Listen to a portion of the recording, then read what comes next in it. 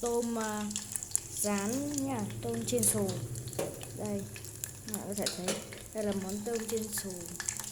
Đây là món tôm hấp Cuca. Đây,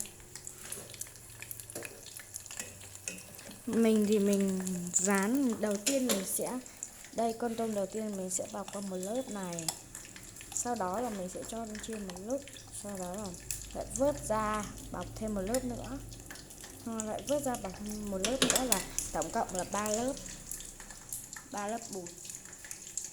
Đây là bột chiên giòn này. Bạn có thể thấy đấy, rất là thơm.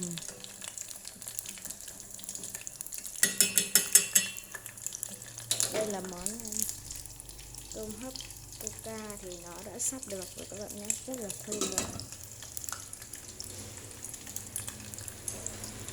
Và tôm này mình phải chiên ngập dầu các bạn nhé.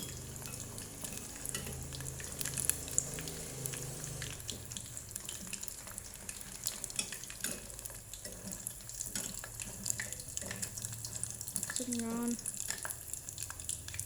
Đây tôm mà nó đã gần vàng như vậy là sắp được rồi các bạn nhé. Mình sẽ đợi một lúc. Lưu ý là các bạn phải cho nhỏ lửa nhé. Bên kia cũng vậy.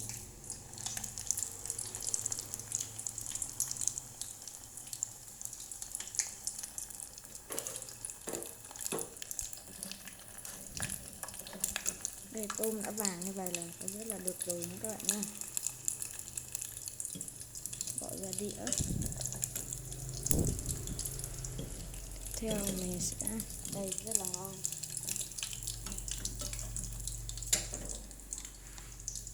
Cho con tiếp theo lên.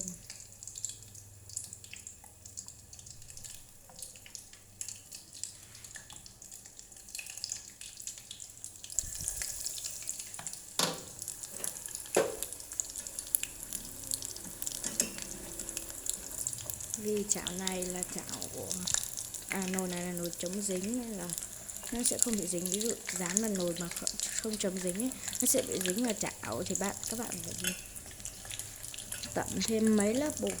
Đây mình chỉ tẩm 3 lớp thôi cho nó to, nó đều và nó giòn. Đây mình sẽ cho con tiếp theo vào này. Đây là con mới này, xong mình sẽ quấn vào đây, tẩm bột vào, sau đó là cho lên chảo.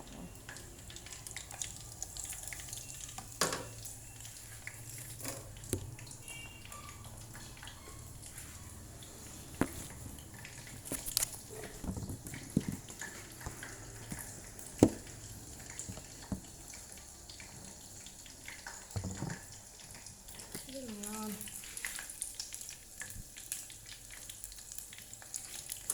Đây bây giờ mình sẽ lỡ con này, sau đó là chỉ dán qua thôi, xong đó là vào lại tẩm thêm một lớp nữa. Rất là ngon. Tôm bên này thì đợi cho nó cạn thêm một tí nước nữa thì sẽ được.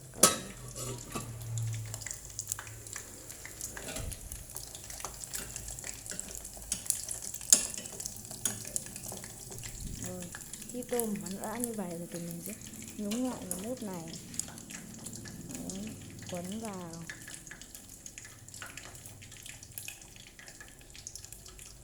Cái này thì nó sắp hết lớp bột rồi. Bột sắp hết rồi. Mình sẽ bỏ lên. Mình đã pha bột mới rồi các bạn nhé. Lưu ý là nếu mà bột pha thì chúng ta phải pha bằng nước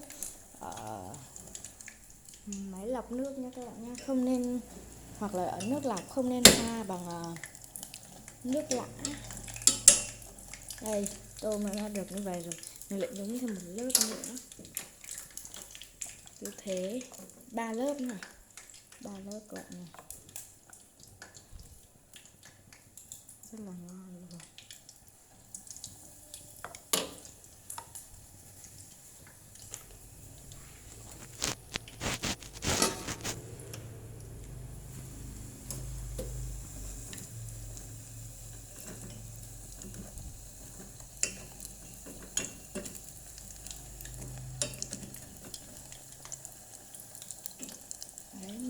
đã tẩm 3 lớp rồi nên là mình sẽ để đấy, mình không tẩm nữa. 2 lớp. Có một số con thì nó bé mình sẽ tẩm 3 lớp, còn con nào to thì sẽ tẩm 2 lớp các bạn nha.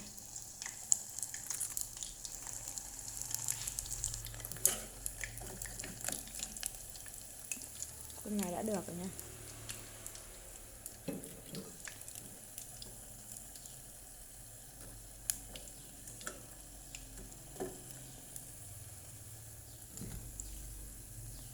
Đây, bây giờ mình sẽ cho con tiếp theo vào.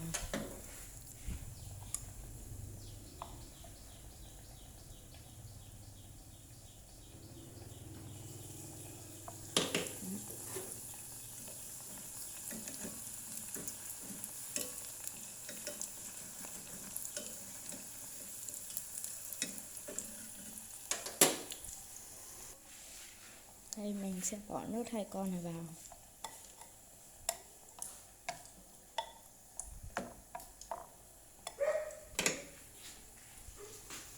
Đây.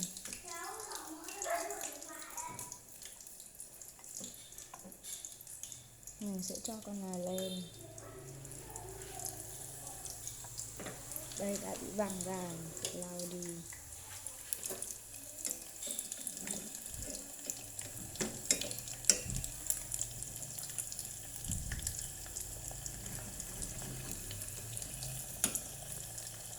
Con này mình sẽ nhúng thêm một lớp nữa, vì con này mà nhúng một lớp, thêm lớp nữa.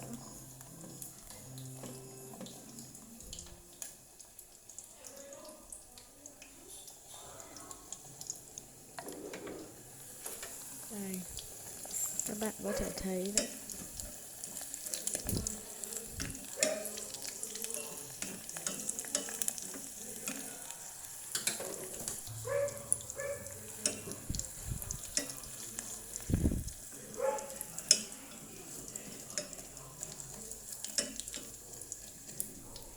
Nhúng thêm một lớp nữa.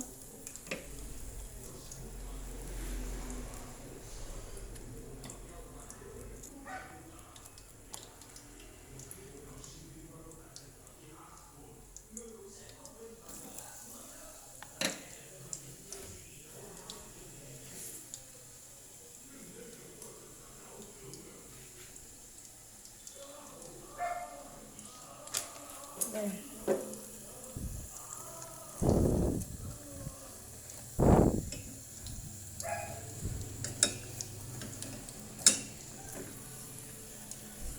Rất là ngon các bạn nha.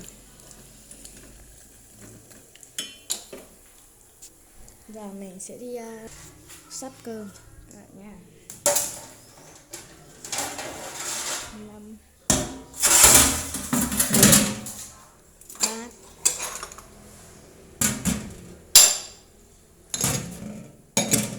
Đũa.